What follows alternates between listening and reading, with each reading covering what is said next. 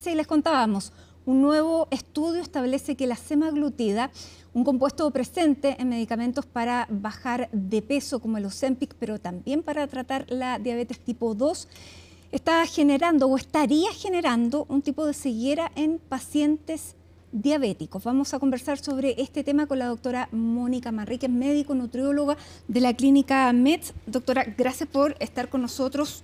Bienvenida. Muchas gracias, Matilde, por la invitación. Así que estamos felices de estar acá hablando de este medicamento tan revolucionario que ha llegado. Sí, es un medicamento revolucionario que, primero contemos qué es el Ozempic y qué es la semaglutida. Claro, el Ozempic es el nombre comercial y la molécula es el semaglutide. Y el semaglutide es un análogo GLP-1. ¿Qué significa eso? Es una copia de la molécula GLP-1 que nosotros estamos produciendo en nuestro intestino. ¿Qué sirve para qué? El intestino, claro, hay un sistema que se llama incretínico, suena como feo, incretínico, y ese produce GLP. ¿Y qué es lo que sirve el GLP-1? Disminuye el apetito y mejora todo lo que es los aspectos metabólicos, en el sentido que baja los niveles de glicemia en sangre, los normaliza, también disminuye los niveles de triglicéridos, de colesterol. También se ha visto que tiene efectos a nivel cardiovascular, en el sentido de que va disminuyendo también los niveles de presión arterial, y por otra parte podría tener efectos beneficiosos incluso a nivel renal.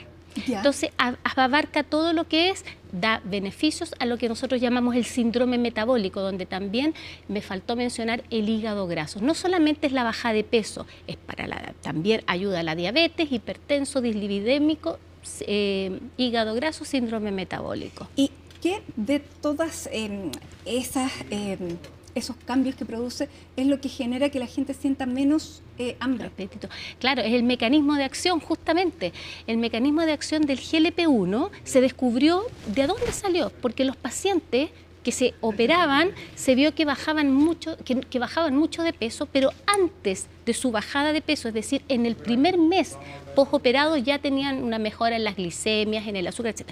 Y empezaron a investigar y ahí encontraron esta molécula. ¿Qué es lo que hace? Tiene varias funciones. Funciones a nivel periférico, por ejemplo, disminuye el vaciamiento gástrico. O sea, yo como, va mi alimento por el esófago, llega al estómago y va a intestino. Entre el estómago se queda más tiempo porque se produce una disminución del vaciamiento, es decir, los esfínteres actúan en forma más tónica y no dejan bajar más rápido el alimento. Y eso hace que se estimulen, como tiene queda el alimento en gran cantidad en el estómago, estimula receptores que van a ir a disminuir el apetito.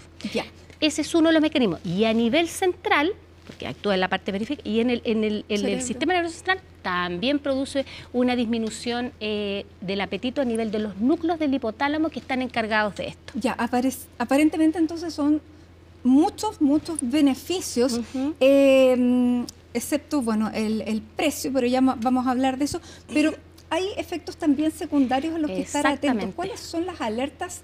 Porque este medicamento bueno, comenzó para los diabéticos, pero luego comenzó a popularizarse porque Elon Musk lo utilizaba, porque Kim Kardashian, cuando quiso ponerse el vestido de la Marilyn Monroe en la gala del Met, dijo que se había inyectado con este medicamento, y eso hizo que muchas personas quisieran acceder a él. ¿Eso es necesariamente malo? Claro, o sea, hay una cosa, ahí podríamos dividir en dos. El exceso de peso significa aumento de grasa, y el aumento de grasa en el organismo es lo que gatilla la diabetes, las enfermedades cardiovasculares, la hipertensión, el hígado graso y el cáncer. Otra cosa es que yo tenga un peso normal y que no me entra el vestido. Eso obviamente ya tiene fines estéticos y no médicos. El medicamento tiene una indicación médica, es para las personas que están con aumento de grasa. Si hablamos de IMC, índice de masa corporal sobre 25, con enfermedades que estén asociadas al peso: presión alta, colesterol, diabetes, prediabetes, resistencia a la insulina. Hay una gama, este es todo un protocolo de uso del medicamento. Esas son lo que se llaman las indicaciones del medicamento. Para eso sí se usa, no para ponerse un vestido. Ahora, ojo, si la persona que se quiere ponerle el vestido, para ella eso es muy importante, pero además está con mucho exceso de peso, tiene resistencia a la insulina, bueno, con nosotros como médicos se los vamos a indicar por las razones médicas. ¿Pudiera de alguna forma considerarse también en la medicina preventiva? Porque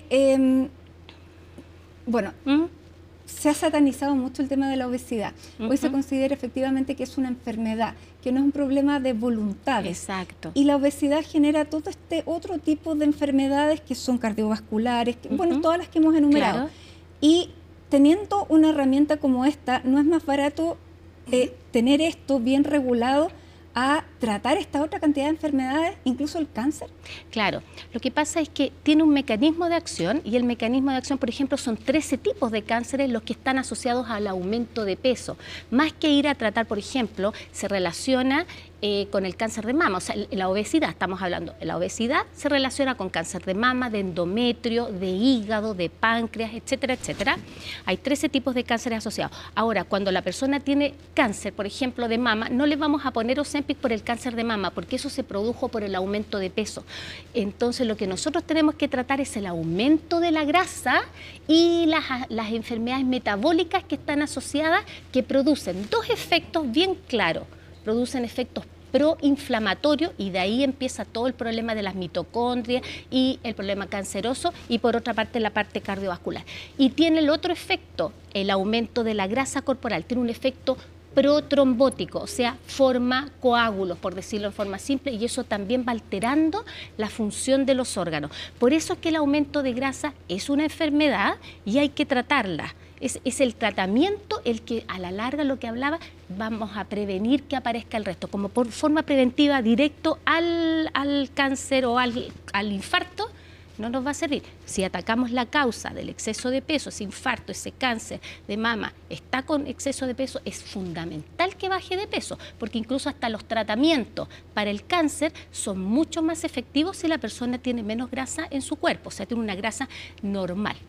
Bueno, y ¿cuáles serían entonces las contraindicaciones de este medicamento? Porque aparece con una cantidad de beneficios muy alta. Acá lo que se lee es que lo que puede ocasionar, bueno, como efectos inmediatos son bueno, no es poco, pancreatitis, hipoglucemia, necrosis de yeyuno. Claro, ¿qué es lo que pasa? Es que el medicamento tiene un protocolo de uso, y en ese aspecto es bien importante recordar que las farmacias tienen una regulación y el medicamento tiene que ser vendido con receta médica. No es la persona que se va a comprar un paracetamol porque tiene un dolor, eso no es necesario que tenga receta médica, pero esto tiene muchas contraindicaciones. El medicamento, claro, efectivamente se asocia a cuadros de pancreatitis. Por lo tanto, cuando uno recibe un paciente, el médico va a evaluar un paciente, tiene que hacerlo bajo el protocolo que corresponde para ese medicamento. Y eso significa exámenes de sangre, ver la parte, digamos, una evaluación mínima cardíaca, abdominal y tiroidea. ¿Por qué?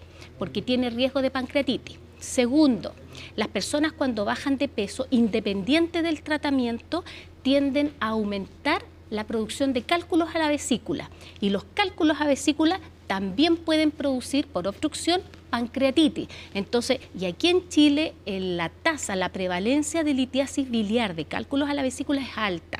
Entonces, lo que hay que hacer es evaluar primero si hay o no hay cálculos, porque nosotros tenemos mucha prevalencia, en otros países no es necesario. Lo otro que es importante investigar es también el aspecto tiroideo. No se ha visto en humanos, pero sí hay una relación directa en animales de que el medicamento, el semaglutide, el Ozempic, podría aumentar un cierto tipo de cáncer tiroideo, que es el medular, y que es muy malo, es muy maligno, o sea, tiene una alta mortalidad.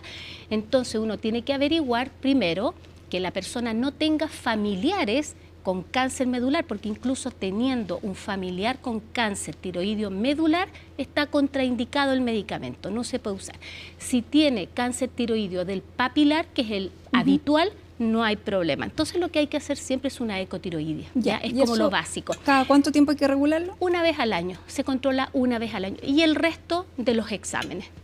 Bueno, vamos a también contar los efectos económicos que ha tenido, porque este medicamento es del laboratorio Novo Nordisk, que no solamente produce este, sino que también otro que es básicamente bastante parecido, que se llama Wegovy, y ha sido tan exitoso en términos comerciales que el Producto Interno Bruto en Dinamarca, que es el país donde se produce, donde está la farmacéutica, ha crecido un 2% respecto a los meses anteriores. O sea, el Producto Interno Bruto de Dinamarca ha crecido un 2% gracias a lo que ha subido la venta de este medicamento. Por lo tanto, claro, ahí nos imaginamos que hay intereses gigantescos tras económico, exactamente, luego tras este medicamento.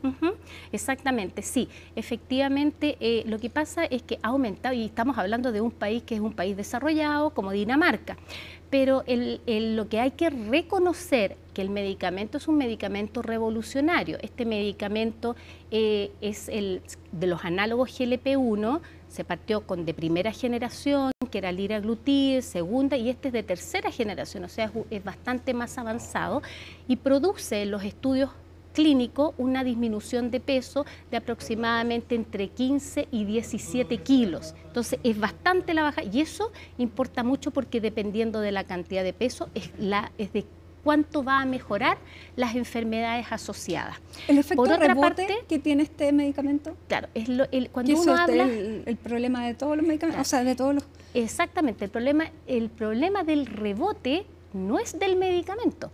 El problema del rebote es la patología crónica. Es, por ejemplo, si yo tengo un paciente hipertenso y yo le doy su medicamento para la hipertensión y le baja la presión, se mantiene estable su presión por el medicamento. ¿Qué pasa si yo a ese paciente, como ya tiene su presión normal, le retiro el medicamento? ¿Qué va a pasar con su presión? Aumenta. El diabético, compensado con sus medicamentos, tiene sus glicemias normales. A ese paciente que tiene diagnóstico de diabetes, le saco los medicamentos, le van a subir nuevamente sus niveles de glicemia. Es lo mismo, el exceso de peso es una patología crónica. Y eso es una cosa que es muy importante porque a través de ustedes nosotros podemos hacer el eco de que la gente sepa de que esto es crónico, no es una enfermedad aguda como una infección urinaria que la trato 7 días y se acabó. No, esto tiene que ser permanente. Todas las patologías crónicas, el tratamiento es permanente. No es culpa del medicamento, es la patología la que es crónica. O sea, en el fondo los mecanismos que producen no se sanan con el medicamento, se estabilizan, pero están dentro. Todavía la medicina no ha llegado a un nivel de poder sanar la alteración. ¿Y cuál es la alteración? Es el nivel de regulación de la masa grasa y eso está en el hipotálamo. Son funciones como cuántas veces yo respiro por minuto o cuánto es mi latido. Yo eso no lo puedo manejar voluntariamente. Puedo aguantar la respiración, pero va a ser un ratito. O el sueño, no voy a dormir nunca más porque se gasta mucho tiempo en dormir. Son 8 horas, 7 horas, así que no voy a dormir y voy a estar 24 horas activa. Va a llegar un momento en que voy a caer durmiendo. Lo mismo con el peso. Si una persona con fuerza de voluntad, entre comillas, dice no voy a comer y hago mucho ejercicio, eso no dura a largo plazo. Y es más, el hipotálamo, cuando yo restrinjo mucho a mi alimentación, produce moléculas que hacen dos acciones. Moléculas que van a ir a aumentar el apetito para quebrarle el sistema a la persona y moléculas que la van a hacer que disminuya su gasto energético, que haga menos ejercicio y que le disminuya la motivación por el ejercicio. Es así. Por eso cuando la gente dice es un problema tan fácil, es cosa de que no comas en forma peyorativa, que no comas y que hagas más ejercicio. No es así. Con fuerza de voluntad se baja un 2 a un 4%. El resto del exceso de peso es con medicamentos. Ya, y este medicamento tiene un problema gigante que es el costo de este medicamento, porque sí, una unidad que dura, dependiendo, un mes y medio, aquí en Chile está cerca de los 250 a 300 mil pesos. Eso es una limitante absoluta. Total, total. Hay que recordar de que el Ozempic es revolucionario porque tiene todos los efectos que hemos conversado, pero tenemos una gama de medicamentos también acá en nuestro país y que tienen un buen resultado. También se usan a largo plazo, aprobados por la FDA y la EMA, que son las organizaciones europeas, y FDA en Estados Unidos, y que son las que autorizan el uso de los medicamentos a largo plazo. Y tienen buen resultado, pero los buenos resultados van una bajada desde 4 kilos hasta 8, 10 kilos. Esa es la gama. Por eso es que este es tan revolucionario, porque baja 17. Y hay otro que se vende en Estados Unidos y en algunos otros países también, pero aquí en Chile no ha llegado por lo mismo, porque no tienen el stock suficiente para poder venderlo a los otros países y que baja en promedio 22 a 23 kilos. Ese es el promedio. Es un medicamento muy similar, GLP-1, pero además es dual.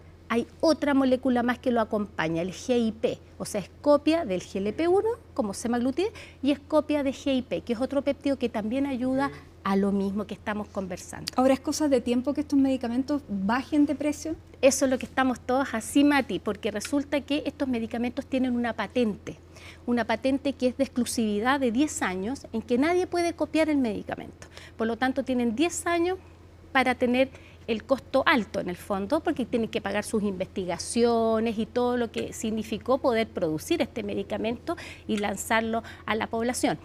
Pero son 10 años y ya hay copias, ya están las copias, hay países que se especializan en hacer copias, están unos en la India, otros en México, y están listas las copias, pero están esperando que eso. Es más, he sabido que ya están firmados los contratos con los laboratorios, incluso varios chilenos, laboratorios chilenos, que tienen firmados los contratos para tener semaglutide copia. Bueno, hay un medicamento que salió en España también, que se llama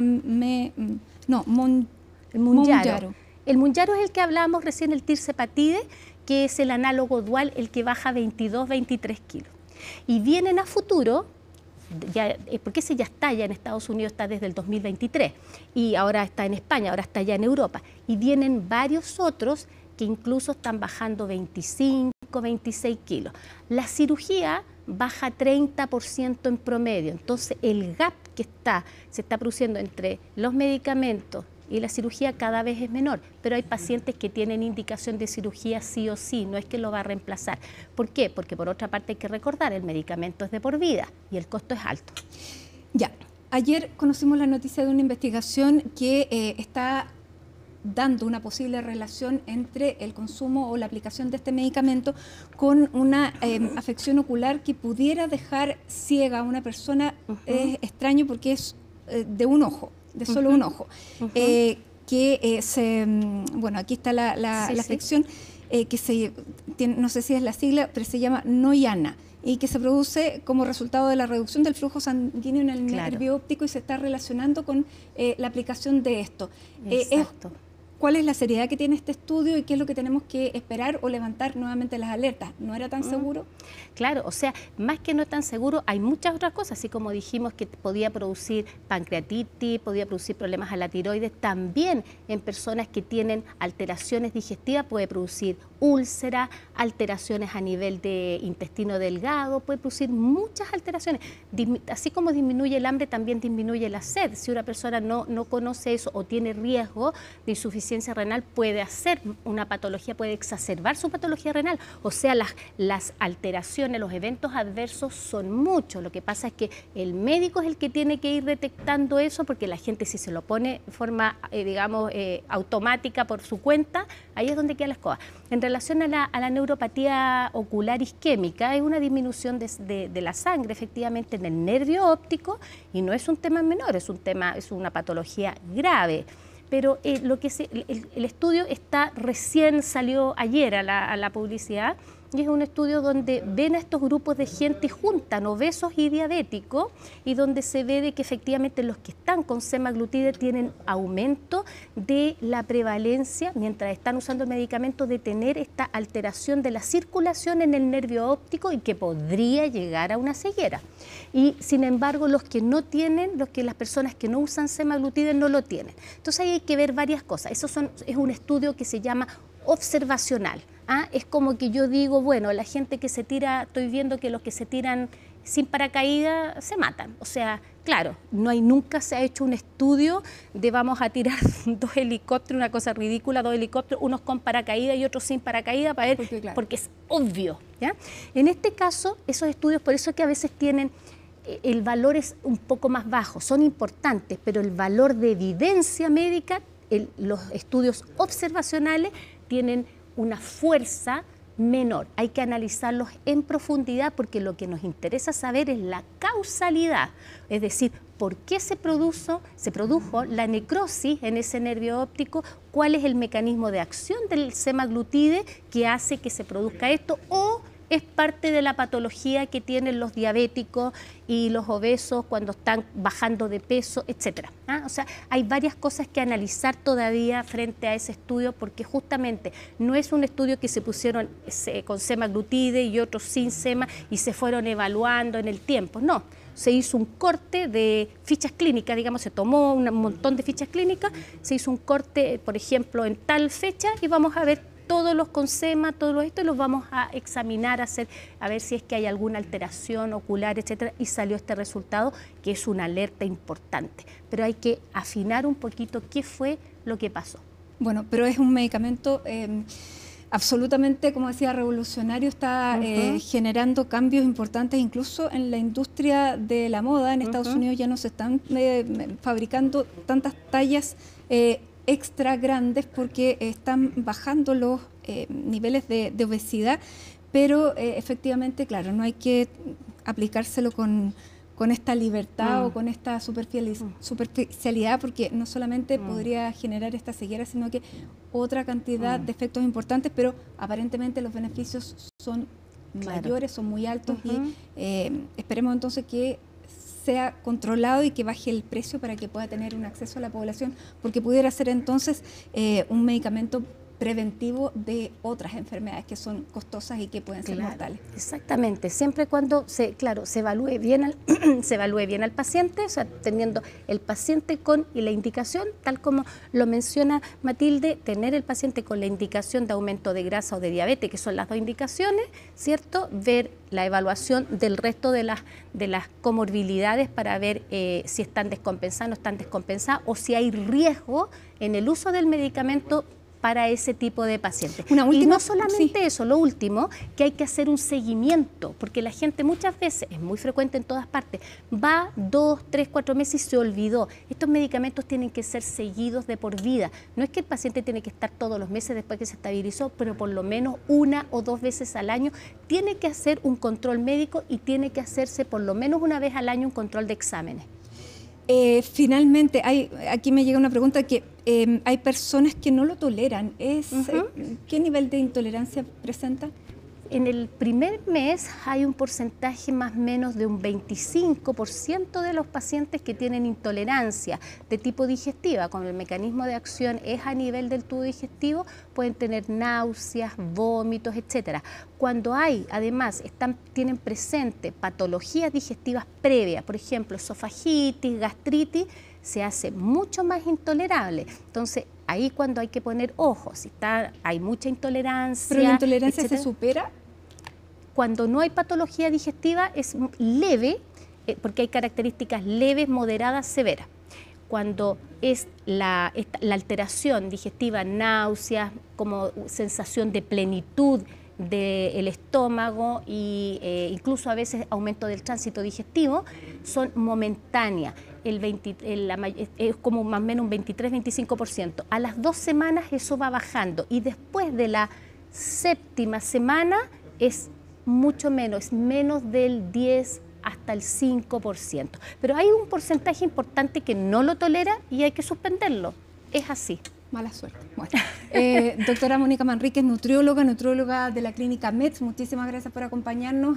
Importante porque está generando muchísimas noticias y también, claro, también hay beneficios, ha sido polémico. Muchas gracias, que estén muy bien.